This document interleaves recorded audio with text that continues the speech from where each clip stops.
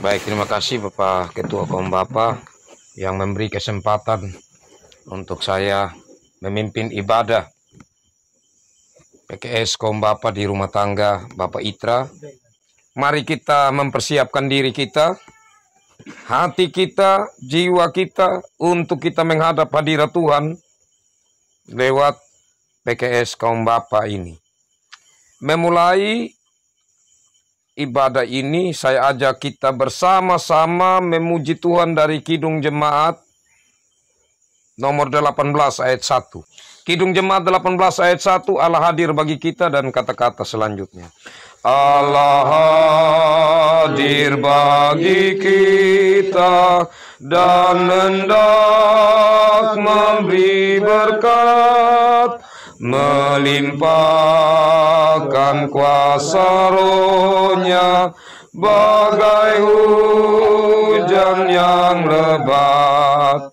Dengan Roh Kudus ya Tuhan, umat-Mu berkatilah, barui hati kami, oh curahkan kurnia. Mari kita berdoa. Kami datang bersyukur kepadamu ya Tuhan dalam kesempatan indah yang Tuhan berikan kepada kami, khususnya kami sebagai rekan-rekan kaum Bapa, jemaat Upmada yang ada di pusat Upmada ini boleh bertemu untuk melangsungkan PKS Kaum Bapa yang pertama di tahun 2025 yang Tuhan anugerahkan ini. Kami bersyukur kami bertemu dengan rekan kami di sini, Bapak Itra sekeluarga. Dan dalam kesempatan ini kami memuji memuliakan nama Tuhan, dan kami akan mendengarkan firman Tuhan. Kami percaya bahwa Tuhan ada di tengah-tengah kami, Tuhan melimpahkan kuasa Roh Kudus di tengah-tengah kami. Karena kami percaya sesuai firman Tuhan, di mana 2-3 orang berkumpul dan memanggil menyebut nama Tuhan, maka Tuhan ada. Kami percaya saat ini Tuhan ada bersama-sama dengan kami. Dan di saat kami akan membaca merenungkan firman-Mu, kami berserah penuh kepadamu ya Tuhan. Mari Tuhan yang datang, yang dengan Roh Kudus memberikan kemampuan kepada kami, untuk kami menjadi pendengar yang baik dari firman Tuhan. Tuhan dalam Roh Kudus melingkupi hamba-Mu ini, sehingga menjadi pemberita firman yang baik sesuai dengan maksud Tuhan. Dan biarlah dengan karya Roh Kudus hati-hati kami semua dilembutkan, dan kami menerima firman Tuhan ini untuk kami jadikan pegangan dalam hidup kami. Ya Tuhan, mari datang dan berfirmanlah. Dalam Yesus Kristus, firman hidup, kami berdoa kepada Bapa di sorga. Amin. Kekasih-kekasih Tuhan, saya pilih bagian firman Tuhan dari surat Yudas. Yudas pasal 1. Ya memang hanya satu pasal ya. Tapi untuk memudahkan, maka meskipun satu pasal tetap dipakai pasal, untuk lebih memudahkan kita mencari bagian ayat-ayatnya. Pasal 1 ayat 5 sampai ayat 7. Tapi ada baiknya kita bacakan dari ayat 1. Baik, saya bacakan bagi kita, kekasih-kekasih Tuhan. Salam dari Yudas, hamba Yesus Kristus dan saudara Yakobus, kepada mereka yang terpanggil, yang dikasihi dalam Allah Bapa, dan yang dipelihara untuk Yesus Kristus. Rahmat, damai sejahtera dan kasih kiranya melimpahi kamu. Hukum atas guru-guru palsu. Saudara-saudaraku yang kekasih, sementara aku bersungguh-sungguh berusaha menulis kepada kamu tentang keselamatan kita bersama, aku merasa terdorong untuk menulis ini kepada kamu dan menasihati kamu, supaya kamu tetap berjuang untuk mempertahankan iman yang telah disampaikan kepada orang-orang kudus. Sebab ternyata ada orang tertentu yang telah masuk menyelusup di tengah-tengah kamu, yaitu orang-orang yang telah lama ditentukan untuk dihukum. Mereka adalah orang-orang yang fasik, yang menyalahgunakan kasih karunia Allah kita untuk melampiaskan hawa nafsu mereka, dan yang menyangkal satu-satunya penguasa dan Tuhan kita Yesus Kristus. Tetapi sekalipun kamu telah mengetahui semuanya itu dan tidak meragukannya lagi, aku ingin mengingatkan kamu bahwa memang Tuhan menyelamatkan umatnya dari tanah Mesir, namun sekali lagi membinasakan mereka yang tidak percaya. Dan bahwa ia menahan malaikat-malaikat yang tidak taat pada batas-batas kekuasaan mereka, tetapi yang meninggalkan tempat kediaman mereka dengan belenggu abadi di dalam dunia kekelaman sampai penghakiman pada hari besar. Sama seperti Sodom dan Gomora dan kota-kota sekitarnya yang dengan cara yang sama melakukan percabulan dan mengejar kepuasan-kepuasan yang tak wajar, telah menanggung siksaan api kekal sebagai peringatan kepada semua orang. Demikian bagian sabda Tuhan ini. Berbahagialah saya dan saudara yang selalu rindu untuk membaca firman, mendengar firman, merenungkannya dan melakukan dalam hidup kita. Saudara-saudara yang kekasih dalam Tuhan Yesus Kristus, meskipun bagian bacaan saya sampaikan tadi itu dari ayat 5 sampai ayat 7, tapi sedikit tentunya saya mengantar kita dari ayat 1 sampai 4. Nah, tentang surat Yudas ini, kekasih-kekasih Tuhan, beda dengan Injil Yudas. Jadi ada yang namanya Injil Yudas, ada juga yang bagian dari bacaan ini surat Yudas. Apa bedanya? Kalau Injil Yudas itu adalah Injil yang ditolak, tidak masuk dalam bagian bacaan firman, bahkan itu dianggap sangat bertentangan dengan firman Tuhan. Kenapa kekasih-kekasih Tuhan? Karena Injil Yudas itu bercerita tentang kepahlawanan Yudas Iskariot. Jadi menurut pemahaman ini, ya, atau teori atau ajaran Injil Yudas, bahwa Yudas Iskariot itu pahlawan karena dia telah menyerahkan Yesus supaya Yesus itu terlepas dari tubuhnya, dari rohnya. Karena dikatakan bahwa tubuh itu adalah fana, tubuh itu jahat, tubuh itu sesuatu yang buruk, sehingga Yesus harus dilepaskan dari tubuhnya yang buruk itu. Ya. Dan Yudas adalah orang yang dipakai Tuhan, yaitu ajaran itu. Jadi kalau sampai kita membaca surat Yudas ini atau kita mau menyampaikan dalam PKS, hati-hati. Jangan kita bilang Injil Yudas, karena ada beda antara Injil Yudas dengan surat Yudas. Nah, itu yang pertama. Yang berikut, kekasih-kekasih Tuhan, ini saya sudah sampaikan juga di PA Majelis tentang siapa Yudas ini. Ya, tapi secara singkat saya sampaikan sampai ayat 4 ini, bahwa Yudas adalah seorang saudara dari Yesus Kristus. Ya, Yudas ini adalah saudara dari Yesus Kristus karena setelah Maria, ibu Yesus, melahirkan Yesus, setelah itu Yesus punya adik-adik. Adik-adiknya itu ada nama Yakobus, ada yang nama Yudas, ada yang nama Yosef atau Yusuf. Ya.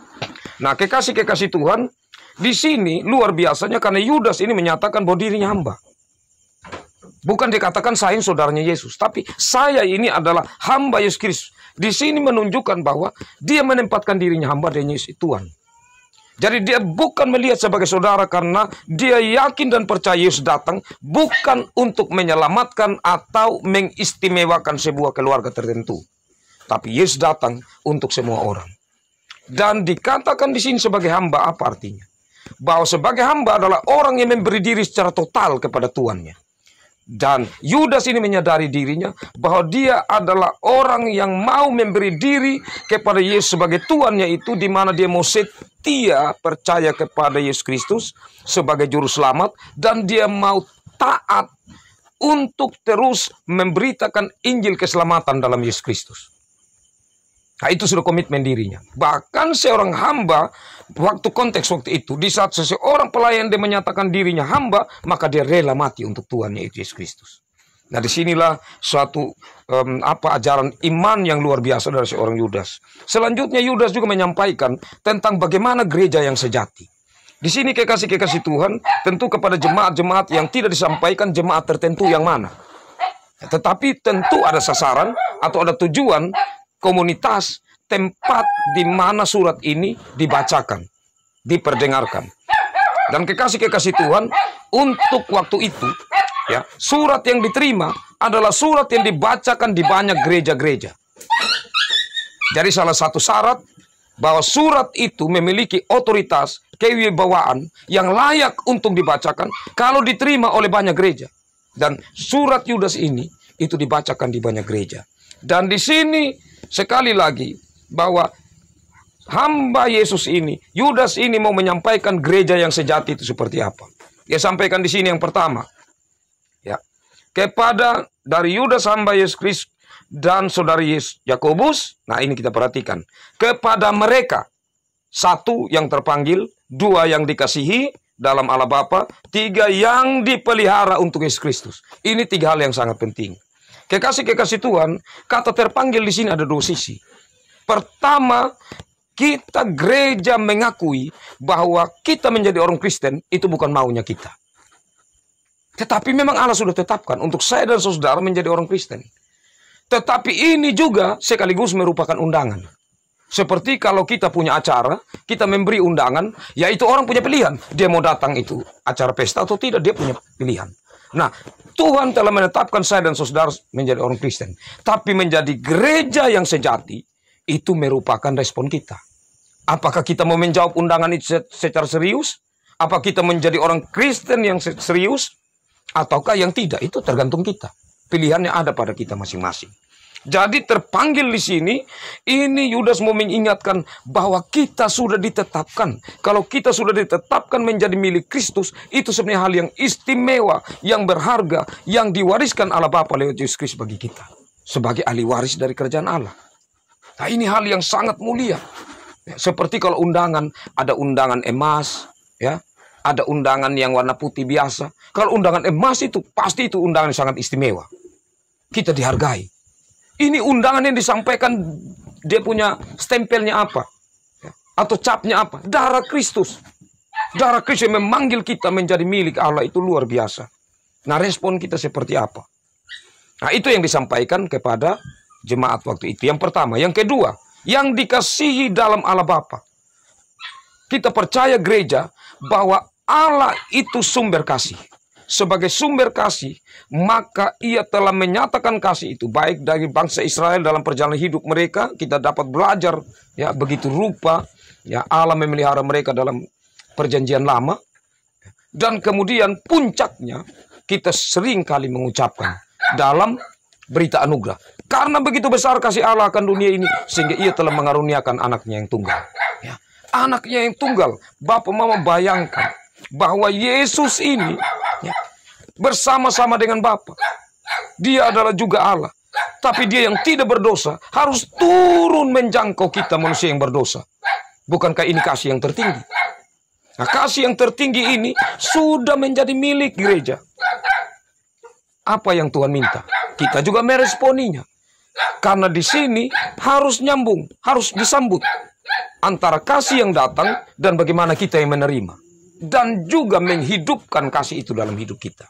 Menghidupkan kasih itu bukan hal yang mudah. Kenapa? Karena di saat kita dikasihi oleh Allah, bagaimana kita mengasihi Allah?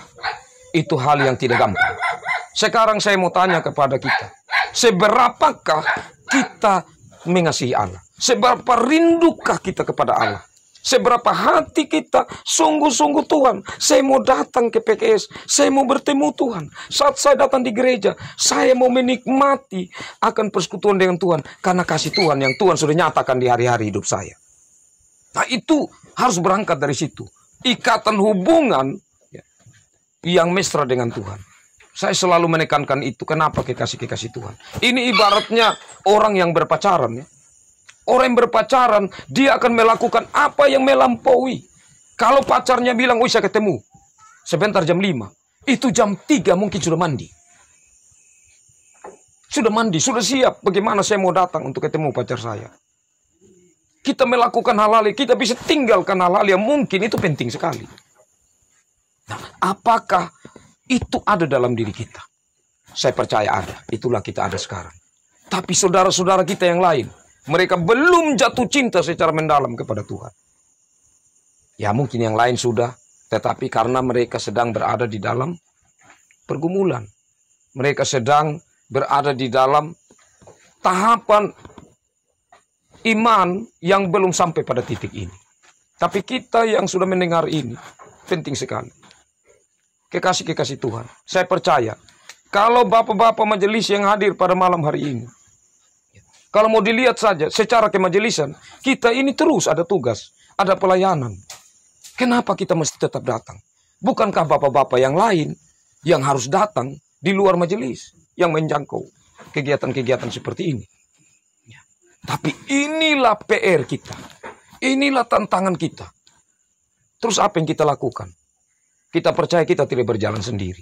Roh Kudus Tuhan pasti akan menolong kita.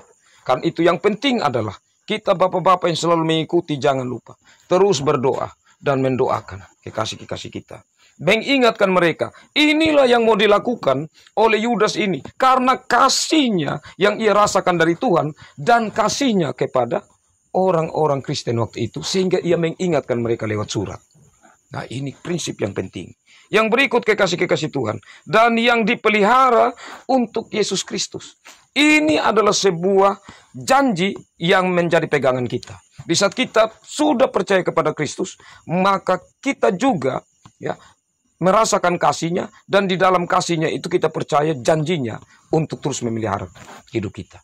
Karena Yudas ini menyadari, di mana setelah saat Yesus menyampaikan mau naik ke surga amanat agung, pergilah jadikanlah semua bangsa muridku, dan seterusnya. Apa yang Yesus katakan berikut, aku akan menyertai kamu sampai akhir zaman. Nah, kalimat inilah yang dilanjutkan dalam salam dia. Kita lihat di ayat 2. Rahmat, damai sejahtera, dan kasih kiranya melimpahi kamu. Kekasih-kekasih Tuhan, kita kalau bertemu biasa bilang shalom. Kita biasa bilang, apa shalom? Shalom itu adalah damai sejahtera. Itu ungkapan satu salam, dua berkat. Kalau kita bertemu, kita katakan shalom, itu sama dengan kita salam. Sama dengan kalau liturgi, kita kan awalnya pakai salam, tuh, votum dan salam. Nah, salam itu adalah perjumpaan di mana kita perlu merasakan damai itu. Jadi kalau kita sedang tidak damai, jangan ucapkan shalom kepada orang itu. Karena itu pertama, kita sedang menipu diri kita sendiri. Kita harus merasakan dulu shalom, baru kita menyatakan itu kepada saudara kita. Karena itu di saat kita bertemu, maka shalom itu harus lahir dari hati. Ya hanya karena biasa kita bilang shalom, shalom, jadi hanya dia seperti tidak punya makna. Kita hanya bilang shalom, tapi kalau dari hati, maka kita akan renungkan, saya mau ucapkan shalom ini, saya di dalam diri saya sendiri harus punya damai sejahtera. Baru kemudian saya nyatakan itu untuk kita merasakan damai itu, sehingga dalam pertemuan kita, maka Tuhan ada di situ. Kalau perjumpaan-perjumpaan yang kita lakukan dengan ungkapan shalom, maka di situ kita sedang menghadirkan Tuhan, maka setiap percakapan kita dalam perjumpaan itu menjadi berkat. Karena kita tidak sembarang lagi bicara. Yang kedua, kita kalau mau berpisah, kita katakan shalom, itu ucapan berkat. Karena di situ kita mau menyampaikan kiranya Tuhan menyertai engkau dalam damai sejahteranya. Dan di saat dia menyambut itu, dia juga mau mengatakan Tuhan menyertaimu juga dalam damai sejahtera. Nah, ini kekasih-kekasih Tuhan yang disampaikan oleh Yudas. Di saat ia menyatakan itu karena dia telah merasakan damai dari Tuhan dalam hidupnya. Nah, sekarang konsepnya, apakah damai itu selalu ada dalam keadaan senang? Tidak, Pak Mama. Tidak. Damai itu hadir seperti tunas yang tumbuh di tanah kering. Karena kita ini punya pergumulan masing-masing. Tetapi kenapa damai itu kita bisa rasakan? Karena kita telah menyampaikan kepada Tuhan, Tuhan, saya menghadapi pergumulan, saya percaya Tuhan memberi kepada saya kekuatan.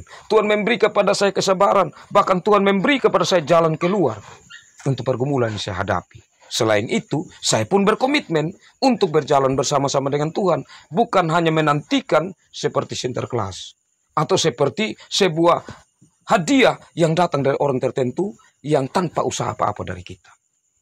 Nah, ini kekasih-kekasih Tuhan yang penting sekali di saat kita merenungkan ayat 2 ini. Selanjutnya ayat 3 dan 4. Di sini mau menyampaikan kekasih-kekasih Tuhan tentang bagaimana kita, saya ayat kuncinya itu ada di 3 bagian akhir menasihati kamu supaya kamu tetap berjuang untuk mempertahankan iman yang telah disampaikan kepada orang-orang kudus. Nah, iman yang telah disampaikan kepada orang-orang kudus ini siapa?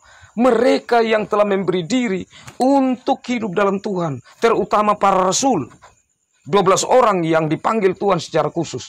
Karena mereka saksi mata, saksi hidup. Mereka yang terus dekat dengan Tuhan. Yang mengalami satu persekutuan yang sungguh-sungguh dengan Yesus Kristus.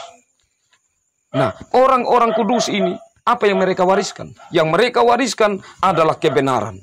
Yang mereka wariskan adalah firman Tuhan. Kabar baik, Injil itu. Nah, inilah yang menjadi pegangan bagi Yudas yang dia juga mau wariskan, mau lanjutkan untuk jemaat-jemaat. Bukan hal yang mereka tidak tahu. Tetapi di sini hal yang mereka sudah tahu tetapi untuk dimurnikan. Supaya mereka mengingat betul ajaran-ajaran yang diwariskan oleh para rasul. Jangan sampai itu sudah dicampuri dengan ajaran-ajaran yang lain, yang palsu, yang tidak benar. Dan yang tidak benar itu sudah dianggap sebagai hal benar. Tidak boleh. Dia harus tetap murni. Dan itu yang menjadi pegangan mereka untuk mereka wariskan lagi kepada anak-anak mereka. Nah, ini tanggung jawab kita sebagai kaum bapa. Sebagai kaum bapa, kekasih-kekasih Tuhan tidak mudah. Apa yang kita wariskan? Bukan yang utama itu adalah harta kita, materi, tanah, dan lain sebagainya. Meskipun itu tanggung jawab sebagai orang tua. Untuk bagaimana sepanjang perjalanan hidup. Tapi kekasih-kekasih Tuhan, ingat bahwa warisan yang kekal, yang paling berharga adalah firman Tuhan. Kebenaran yang bersumber dari Tuhan. Nah, inilah yang mau disampaikan untuk supaya ya, orang-orang yang akan membaca, yang akan mendengar surat ini, mereka benar-benar berjuang untuk mempertahankan ya, iman mereka, keyakinan mereka yang telah diwariskan itu. Nah, selanjutnya kekasih-kekasih Tuhan, kalau kita perhatikan di ayat 4 di sini, di sini mau mengingatkan lagi tentang sebuah gereja yang sejati. Itu gereja yang tetap berjuang supaya satu tubuh. Supaya jangan terpecah-pecah. Karena Kristus adalah kepala dan kita ini satu tubuh. Tidak boleh terpecah-pecah. Nah, karena waktu itu sudah mulai ada datang penyusup. Orang-orang dari luar ya, yang kadang-kadang mereka datang itu seperti domba.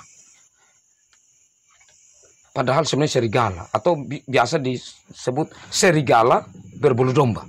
Jadi kalau lihat mereka ini, ya, ibarat kalau macam saya ya. Contohnya, Bapak Mama belum pernah kenal saya. Saya datang dengan rambut yang sangat rapi, dengan jas. Wih, ini orang baik. Ini orang yang baik. Beda kalau saya datang dengan pakaian yang robek-robek, rambut gondrong, anting, segala macam. Pasti Bapak Mama bilang, langsung pikir memang ini orang tidak baik. Jadi saat kita mendengar dia punya kalimat itu, kita mulai was-was sekali. Tetapi kalau yang rapi tadi, apalagi dia kasih kalimat yang enak-enak, yang baik-baik. Itu kita bisa terima. Tidak tahu. Dia sedang mengajarkan kita sebentar untuk keluar. Nah, ini kita bisa lihat lebih jelas sebentar kekasih-kekasih Tuhan. Di ayat ke-5, 6, dan 7. Tapi di sini, ya, sekali lagi di ayat 4 ini, untuk memelihara supaya kita melihat apakah kita sudah mulai terpecah. Masalah kaum bapak ini terlalu banyak di jemaat Tukmada ini. Tetapi hal yang harus diperhatikan, jangan sampai terpecah. Terpecah itu sumbernya dari mana? Tidak lain dari iblis. Tidak ada lain. Karena iblis suka untuk memecah belah. Kalau begitu, kita kaum bapa punya tugas apa? Ya. Sebenarnya kita ini sangat luar biasa. Ya. Karena kalau sudah kita ada dalam acara, taruh tikar di depan. Tidak boleh ada yang duduk itu ya, di luar tikar. Kalau memang dia harus di situ, dipanggil. Mari duduk sini. Kalau dia tidak mau duduk, berarti ada masalah. Nah, kita akan mencari solusi. Bagaimana supaya baku baik. Karena kesatuan itu hal yang sangat penting. Nah, disinilah kekasih-kekasih Tuhan sebagai kaum bapa menjadi perenungan kita. Apa-apa saja yang bisa membawa perpecahan di dalam tubuh Kristus yang ada di pusat ini khususnya. Kita kaum bapa punya tanggung jawab besar untuk itu. Nah, selanjutnya kekasih-kekasih Tuhan. Di ayat 5 dan selanjutnya yang saya bacakan tadi. Nah, di sini mau menegaskan begini. Kalau tadi, ya, warisan itu yang diberikan apa? Itu firman Tuhan, itu Injil kebenaran, Injil keselamatan yang disampaikan untuk diimani. Berarti di sini ada dua hal. Diterima dan harus diyakini, dipercaya. Kenapa kekasih-kekasih Tuhan, ini dua hal yang sangat penting? Karena banyak orang yang tahu kebenaran tetapi tidak mau menerimanya. Dia tahu itu kebenaran, tetapi dia tidak mau menerimanya. Nah, itu terbukti kekasih-kekasih Tuhan. Ini pakai contoh-contoh di sini ya. Seperti di ayat 5 tadi. Kamu ya, mengingatkan kamu bahwa memang Tuhan menyelamatkan umatnya dari tanah Mesir, namun sekali lagi membinasakan mereka yang tidak percaya. Mereka selalu dengar Musa menyampaikan firman Tuhan. Ya, mereka tahu itu kebenaran, tetapi mereka tidak percaya. Bukti mereka tidak percaya. Mereka selalu bersungut-sungut. Ya, mereka selalu berbantah-bantah. Sampai Musa, orang yang sabar, menjadi orang yang emosional. Tuhan bilang tunjuk itu batu, dia bukan tunjuk lagi, tapi dia pukul itu batu. Ini karena bangsa Israel punya keras kepala dan tegar tengkuk. Nah, kekasih-kekasih Tuhan. Nah, di sini penting sekali untuk kita merenungi secara baik.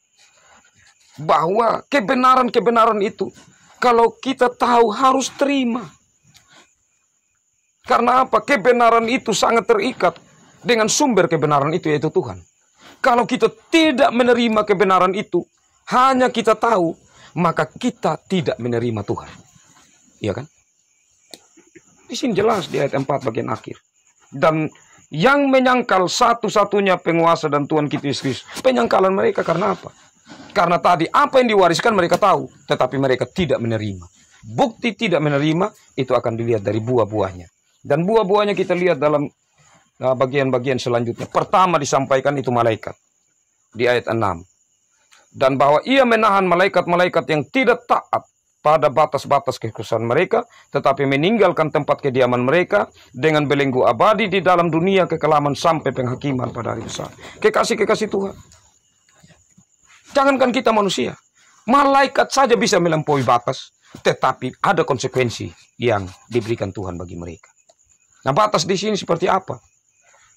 Nah, batas ini kalau kita bayangkan seperti pagar, ya, tetapi tentu itu hanya kiasan. Hanya kiasan. Jadi pagar itu kalau mau bayangkan saat Adam dan Hawa sudah jatuh dalam dosa, Tuhan kasih keluar mereka dari Taman Eden, dan kemudian Tuhan taruh batas. Ada malaikat yang terus pegang pedang, yang manusia tidak bisa masuk ke sana. Untuk masuk ke Eden lagi. Jadi Adam dan Hawa dilempar dari situ. Jadi ada batasan yang membuat mereka tidak bisa lagi, atau manusia Adam dan Hawa dan keturunannya tidak bisa sampai kita sekarang masuk ke situ. Nah, kekasih-kekasih Tuhan.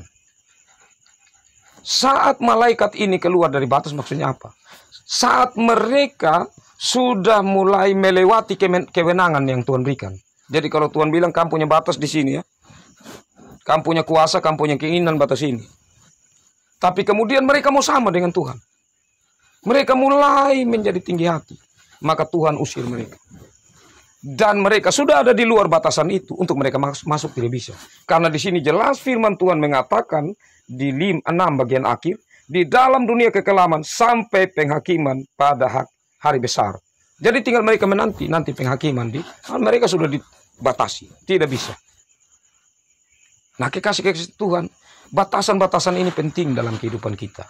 Kalau dalam rumah tangga kita pasti juga memiliki batasan. Sebagai orang tua, sebagai bapak, kita tentu ingin anak kita tetap ada dalam batasan kita. Jadi kalau dia sudah mulai melakukan hal yang melampaui batas, pasti kita tegur. Karena kita tahu bahwa dia sudah mulai keluar dari batas itu. Nah, sekarang menjadi masalah bagi bapak-bapak. Ada satu masalah. Masalahnya begini, kekasih-kekasih Tuhan. Saat di rumah tangga, kita membuat batasan-batasan. Tetapi saat dia di luar, ya keluarga yang di luar, dia pasti namanya saya bukan saya punya anak. Saya tidak mau kasih batasan sama dia. Dan itulah celakanya. Ya. Kalau anak sudah bilang, saya mau di sana, kan di sana dia tidak ada batasan. Saya lebih sayang itu orang tua di sana, saya punya teman, punya orang tua. Karena dia bebas saja untuk saya melakukan apa. Dia tidak tegur saya. Ya karena dia mungkin perasaan. Tetapi disitulah berbahayanya kekasih-kekasih Tuhan. Karena itu saya ada dua hal. Di saat anak-anak sudah mulai tidak suka di rumah. Pertama, ya, karena dia sudah rasa bahwa dia bisa menentukan dirinya dan dia tidak mau ada dalam batasan orang tua. Dan itu tanda awas bagi kita orang tua. Saya punya anak ini kenapa sulit sekali ada di rumah. Berarti dia sudah mulai merasa bahwa batasan itu sangat membelenggu dia. Dia tidak merasa bebas. Nah, disinilah kita harus awas terhadap hal-hal seperti itu. Dan bukan anak kandung kita saja. Karena tanggung jawab Bapa di dalam jemaat adalah untuk anak-anak orang lain sebagai satu persekutuan, satu tubuh Kristus. Nah, kekasih Tuhan. Kita gereja. Ini masalahnya. Iblis suka tarik kita keluar dari batas-batas yang ada. Supaya kita ada di luar batas. Supaya kita jangan ada di dalam batasan-batasan yang ada. Nah, kebanyakan kan kita lebih senang untuk tidak terikat ya. Supaya lebih bebas. Disinilah kekasih Tuhan. Orang-orang bilang masuk di gereja terlalu banyak aturan. Terlalu banyak ini dan itu, ini dan itu. Orang yang dewasa. Orang yang mampu menentukan apa yang harus lakukan.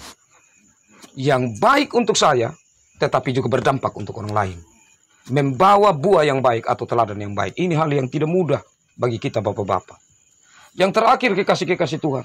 Ayat 7, sama seperti Sodom dan Gomora dan kota-kota sekitarnya yang dengan cara yang sama melakukan percabulan dan mengejar kepuasan yang tak wajar, telah menanggung siksaan api kekal sebagai peringatan kepada semua orang. Kekasih Tuhan, apa masalah Sodom dan Gomora? Sodom dan Gomora, hal yang tidak wajar itu dianggap wajar. Sekali lagi, masalah Sodom dan Gomora, hal yang tidak wajar sudah dianggap itu kewajaran. Atau hal yang tidak baik sudah dianggap itu baik. Itu kenapa bisa terjadi? Pertama, karena sudah dilakukan oleh banyak orang. Jadi orang, kalau dia juga begitu, kok dia juga begitu, kok dia juga begitu. Jadi itu sudah banyak orang yang buat, jadi dianggap wajar. Yang kedua, karena sudah menjadi kebiasaan. Jadi hal yang sudah dilakukan banyak orang, dan itu sudah menjadi kebiasaan, apalagi yang harus dilakukan. Hanya satu cara, bagi Tuhan harus dimusnahkan. Harus dimusnahkan.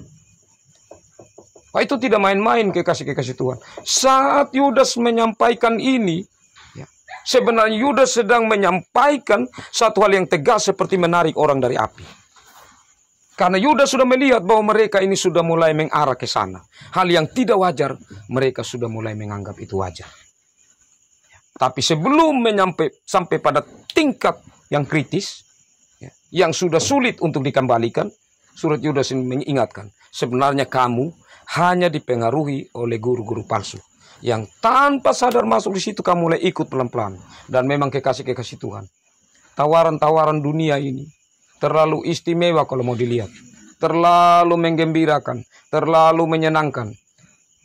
Apa yang kalau kita lihat, yang real terjadi dalam kehidupan kita. Kekasih Tuhan, saya melihat ada satu hal yang saya takut kita anggap itu wajar. Hari Minggu, jam ibadah, orang sudah bersedia untuk dia ada di sawah, dia tanam padi, dia kerja sawah. Itu yang kita renungkan. Jangan sampai dia menjadi hal yang wajar nanti. Karena apa? Karena mungkin kita di sini ya sudah mencoba untuk tetap. Tapi dari luar mungkin, dari luar jemaat ini, ya mereka sudah kasih uang. Dan pas hari Jumat yang kita terima uang, kita tidak ada uang jadi kita terima. Tapi karena sudah terima, maka bertanggung jawab harus pergi tanam. Ini hal kekasih Tuhan. Berarti ya, kita sudah menempatkan hal yang sebenarnya bukan yang paling utama atau yang kekal dalam hidup ini di atas yang kekal itu. Nah, itu yang berbahaya. Dan kalau lama-lama dilakukan, pastilah akan rasa aman. Kalau Tuhan tidak langsung kasih turun uang ke saya juga, saya yang kerja untuk dapat uang. Padahal ia tidak menyadari. Kakinya yang melangkah. Tuhan izinkan untuk dia tetap dalam keadaan bisa melangkah. Otaknya bisa berpikir. Itu karena Tuhan yang masih menganugerahkan itu. Banyak hal dalam hidup ini yang orang tidak menyadari itu. Dan hanya melihat persoalan yang kecil untuk menutupi kuasa Tuhan yang besar. Yang dianggap tidak mampu melakukan apa-apa dalam hidupnya. Saya pikir ini perlu menjadi perenungan yang mendalam bagi kaum Bapak. Bagaimana itu dinyatakan dalam sebuah program atau seruan-seruan, sehingga jemaat kita ini semakin melihat hal itu secara serius, sehingga tidak terjebak dalam hal-hal yang disampaikan oleh firman Tuhan ini. Ya, karena di sini kekasih-kekasih Tuhan di ayat 7 ini bukan main-main diingatkan. Saya pikir kalau kita serius melihat itu, kita mencermati keadaan kita, maka ini menjadi hal yang penting sekali dalam kehidupan bersama kita kaum Bapa. Demikian itu kekasih-kekasih Tuhan dari bagian firman Tuhan ini yang saya sampaikan dalam kesempatan indah ini bagi kita, dan kiranya kita berbagi berkat bersama lewat pertanyaan atau pernyataan berbagi berkat bersama lewat firman Tuhan ini dengan karya Roh Kudus yang berbicara dalam kita masing-masing. Baik, kekasih-kekasih Tuhan, saya beri kesempatan dan saya secara berurutan mulai dari Bapak Feni, Bapak Hans,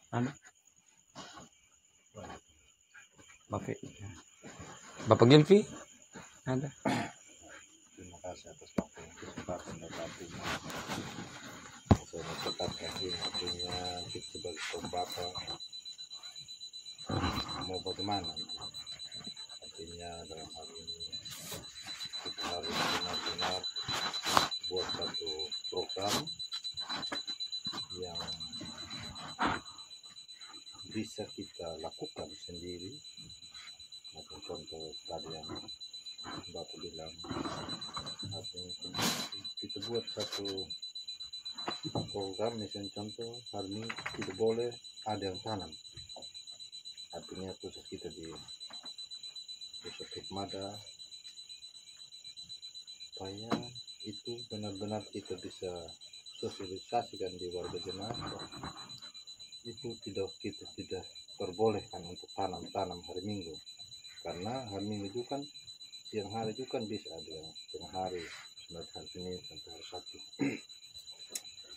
Itu yang pertama. Yang kedua, artinya kita buat program juga ini kalau kita mau bangun yang kembali sama artinya selama tahun 2025 ini coba kita lebih fokus kepada orang-orang yang bermasalah.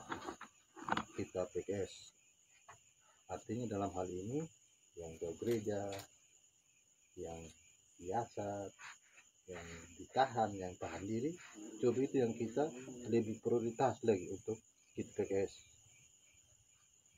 supaya adalah bukti nyata yang kita lakukan di kaum Bapa ini. Macam contoh saat ini ya oke lah, artinya awal kita ber-PKS, supaya selanjutnya itu kita cari lagi orang-orang yang macam tadi yang saya bilang, supaya kita fokusnya ke sana. Jangan kita terfokus dulu dengan yang macam majelis, yang aktif di gereja, artinya yang masih jauh-jauh gereja lah yang kita harus prioritas utama untuk tahun 2025.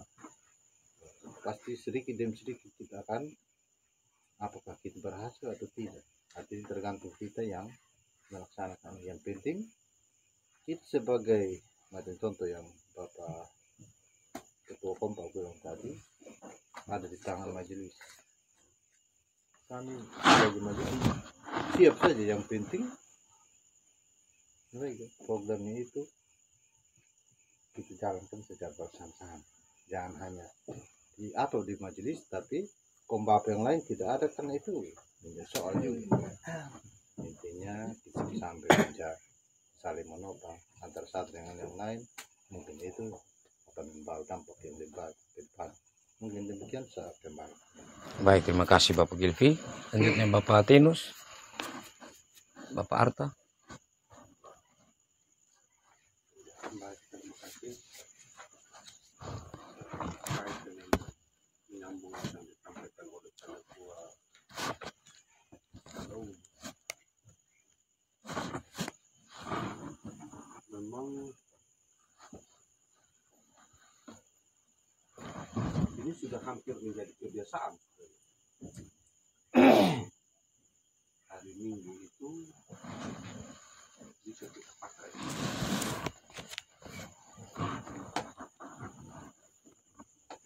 baik pada orang dewasa maupun anak-anak.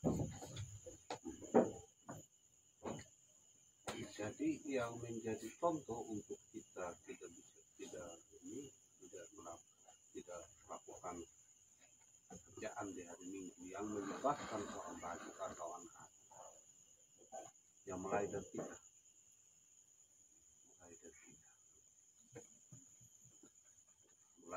kita, untuk kita punya anak-anak, untuk kita punya diri, supaya jangan menjadi suatu kebiasaan yang lambat laun nanti hari Minggu itu dianggap sama dengan hari yang biasa, hari Senin, Selasa, Rabu.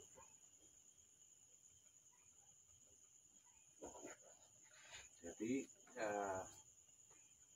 ya mungkin juga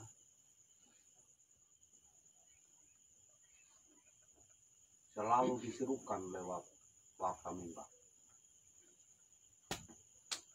Mari kita biasakan bahwa hari Minggu itu adalah hari yang kudus untuk memuliakan nama Tuhan,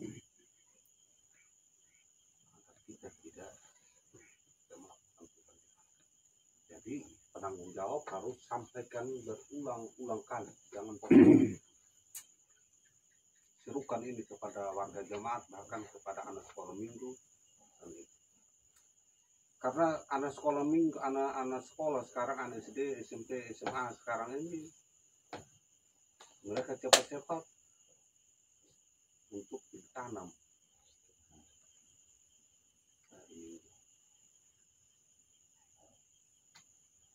Jadi lama-kelamaan nanti setelah mereka dewasa, hari Minggu itu mereka lagi kita tahu bahwa itu adalah hari pergantian, hari Tuhan. Sehingga kewajiban murah hidup kita adalah serukan terus setiap lepas ibadah, jangan bosan untuk sampaikan. Hal yang kedua terkait dengan penyusup. Ya, di jemaat kita memang ada penyusup. Ya, antara lain mereka ini yang gunakan hari Minggu kerja, kita terpengaruh. Adalah bagian dari penyusup. Bukan saja orang dari luar jemaat Madas, tetapi kita orang jemaat Madas sendiri juga adalah penyusup. Sehingga mari kita hati-hati supaya kita jangan menjadi penyusup, supaya kita membiasakan sesuatu yang benar dan baik untuk memuliakan nama Tuhan. Memang berusaha untuk menyatakan sesuatu yang benar dan baik, ya tidak semudah kita balik telapak tangan, pasti punya tantangan ini. Contoh, kalau seseorang itu sangat idealis, sangat prinsip, pasti akan dijauhi oleh orang-orang yang mau bebas, yang tidak mau terikat. Contoh saja di rumah tangga kita, kalau anak-anak itu kita ada ketentuan, aturan yang kita ikut dalam rumah tangga, ada penyusup macam bilang, kenapa begini saja, yang membuat ketentuan yang ada dalam rumah tangga kita lemah. Ya,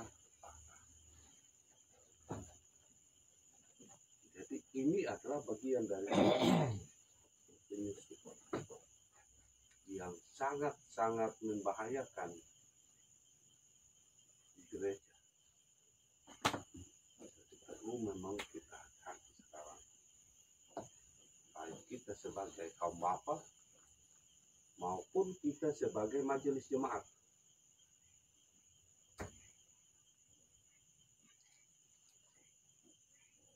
Satu contoh saya kemarin hari Minggu, sebenarnya ini anak terakhir ini hari Minggu lepas gereja itu harus traktor. Anak-anak bilang, mari sudah ini kita mau bagaimana kita traktor istirahat. Saya tinggal di gereja menyingkap. Istirahat, besok baru mulai kerja. Kamu istirahat, capek. Besok baru mulai kerja. Kemarin baru mulai kerja. Jangan karena terdesak dengan sesuatu atau limit waktu untuk kita tanam, hari Minggu juga itu kita pakai untuk menyelesaikan pekerjaan. Dengan cara masih ada besok. Ini yang susah.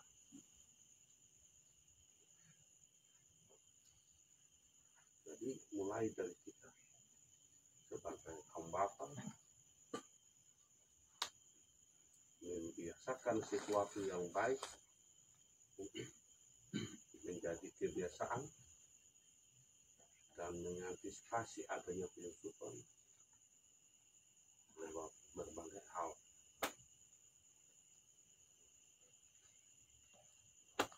Saya kembali. Terima kasih Bapak Arta. Saya tidak ulangi Bapak kita ikuti semua dengan baik ya. Baik, selanjutnya Bapak Eka. Om Frans. Ambau. Sudah. Bapak kepala rumah tangga. Oke. Lalu Pak. Nanti kita tahu salah satu kebiasaan kita dalam kehidupan kita bahwa ini mereka pakai perbandingan. Jadi antara orang yang rajin di gereja dan yang tidak rajin di gereja. Dan ini masalah iman atau hati kita. Jadi seperti contoh begini. Kita yang rajin di gereja hanya kitanya rajin tapi tidak fokus apa firman Tuhan yang kita betul-betul terima. Sehingga ketika mereka yang tidak datang di gereja tetapi mereka berdoa, mereka setia dengan Tuhan walaupun tidak datang ke rumahnya Tuhan. Jadi tetapi kalau kita sudah rajin di gereja, setia dan betul benar-benar mendengar firman Tuhan, maka tentu akan masuk di dalam hati kita. Jadi mereka ibaratkan bahwa sama dengan kerja. Ada orang bekerja dengan sungguh-sungguh, maka hasilnya dia akan dapat. Tapi ada orang kerja, betul dia kerja, tapi ibaratnya hanya dia terputar dan keliling, hasilnya juga tidak memuaskan. Nah seperti inilah kita kebanyakan kurang sukses dibanding mereka tadi yang tidak setia tidak rajin ke rumah Tuhan, tapi mereka setia dengan Tuhan. Tetapi kita di sini tugasnya kita kasih pemahaman bahwa jika kita setia ikut persekutuan, datang ke rumahnya Tuhan, sama dengan ibarat bahwa kita sebagai orang tua, ketika kita mengingat terus anak kita walaupun mereka jauh, maka Tuhan juga ingat seperti kita. Tetapi kita punya anak, semakin kita tidak ingat, sama juga Tuhan tidak ingat kita. Mungkin seperti itulah sosialisasi, sehingga kenapa hari Minggu kita harus beristirahat. Kenapa pemerintah mengakui bahwa hari Minggu adalah hari kudus, hari Tuhan, berarti memang butuh istirahat. Sehingga pekerjaan yang berat, pekerjaan yang membahayakan, itu tidak boleh kita kerjakan. Cukup pekerjaan ringan yang misalnya urus makan, urus kerja yang biasa ringan yang cuci pakaian dan segala macam. Mungkin itu yang menjadi bahan kita sosialisasi, sehingga dalam kelemahan pemahaman ini bisa diikuti. Terima kasih.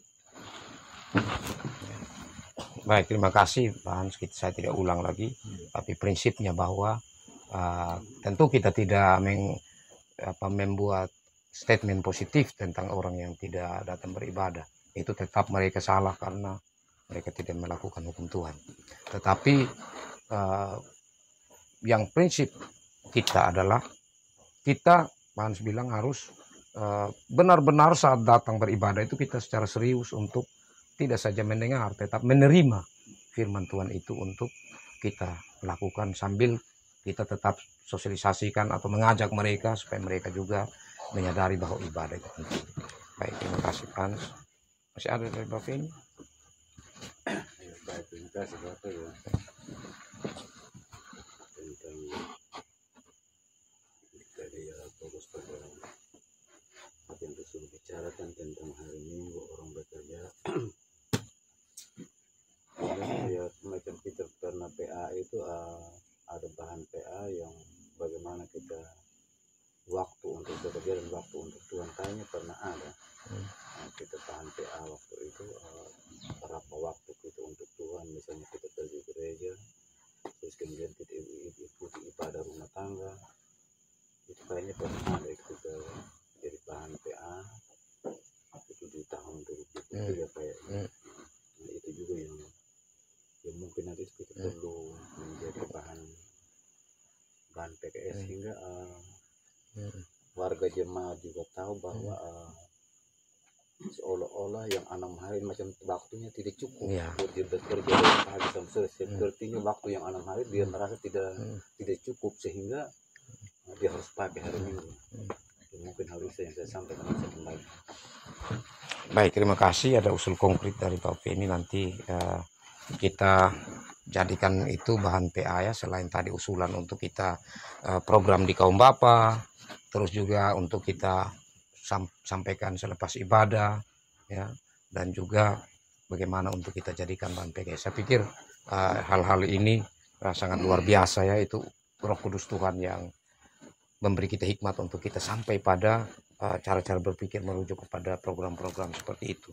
Baik, kekasih-kekasih Tuhan, demikian firman Tuhan untuk kesempatan PA yang pertama di tahun 2025 ini.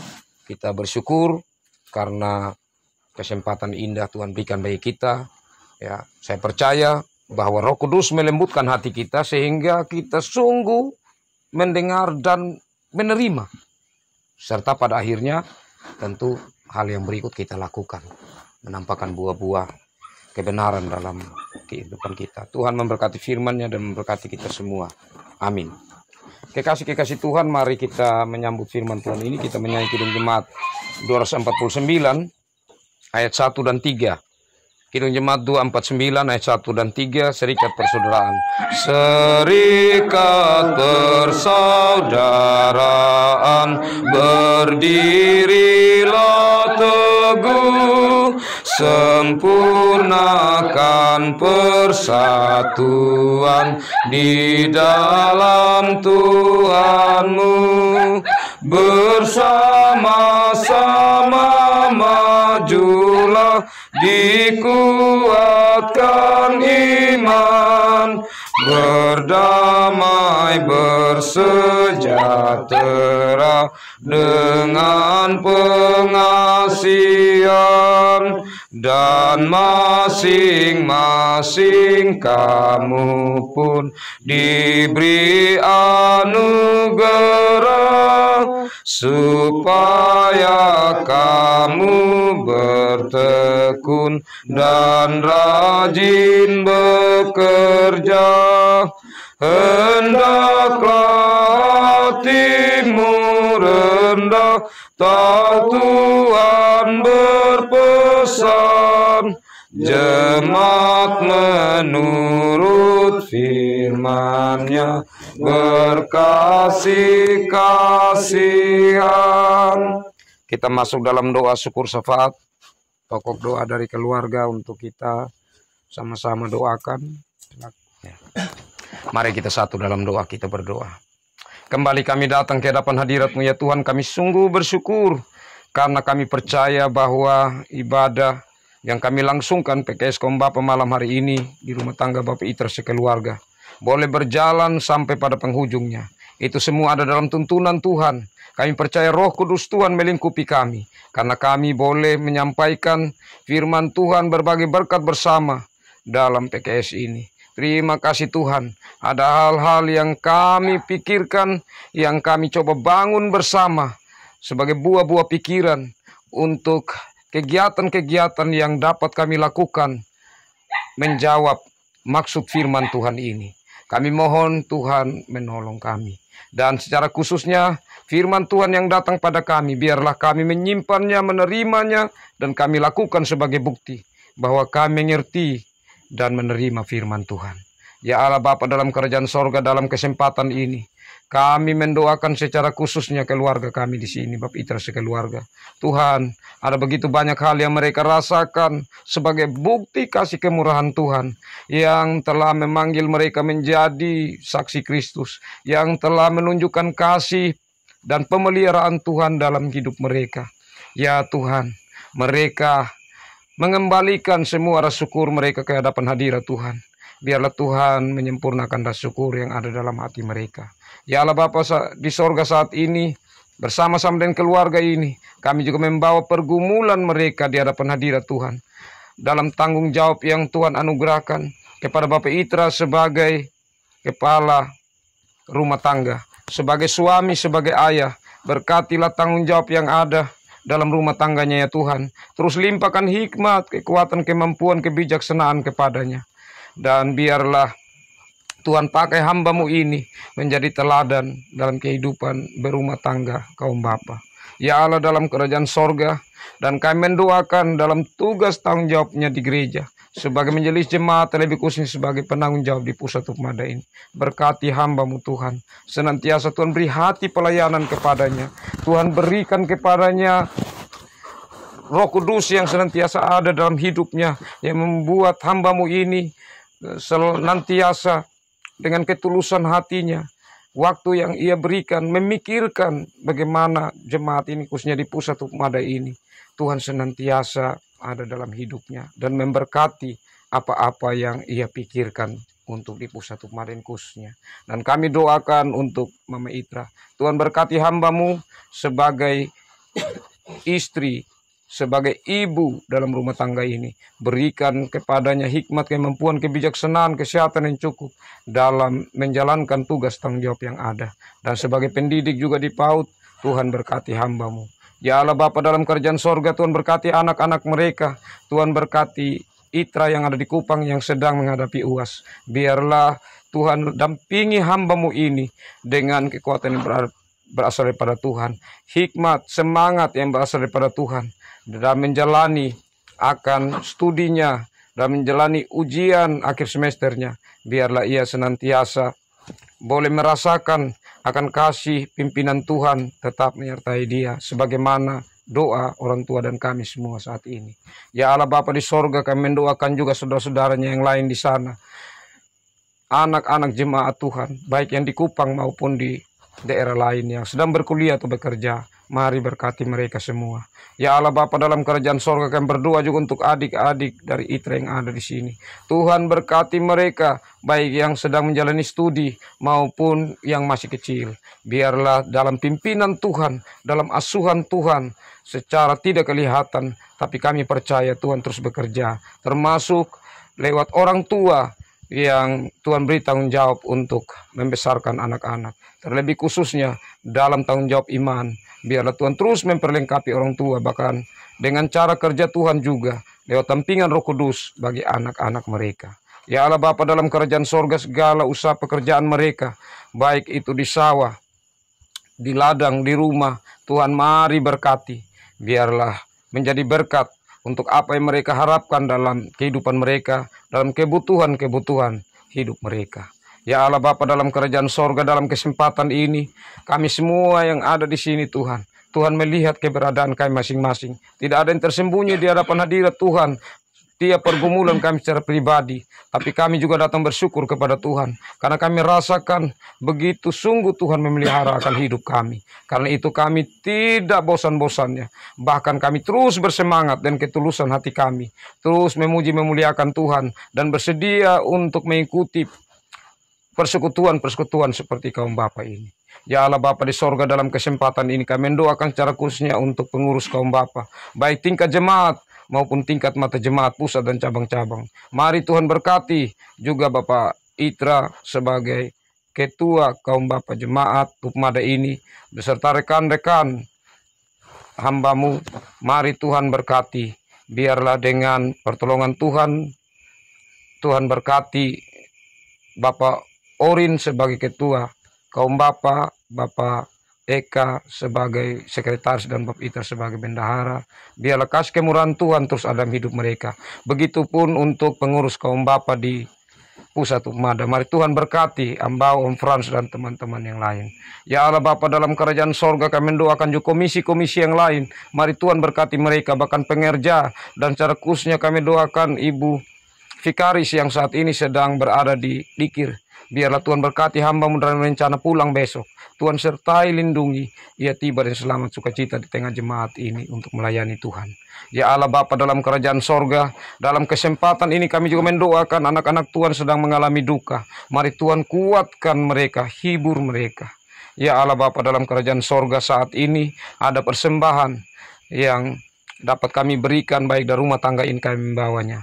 Inilah isi hati kami Tuhan, kami percaya Tuhan berkati dan biarlah menjadi berkat bagi pekerjaan pelayanan Tuhan demi kemuliaan nama Tuhan. Terima kasih ya Tuhan. Ini doa kami Tuhan, mari ampuni segala pelanggaran kami. Dalam Yesus Kristus kami menaikkan syukur dan harapan kami kepada Bapa di sorga. Amin. Demikian ibadah kita. Tuhan Yesus memberkati. Shalom. Shalom. Saya kembalikan Bapak Ketua.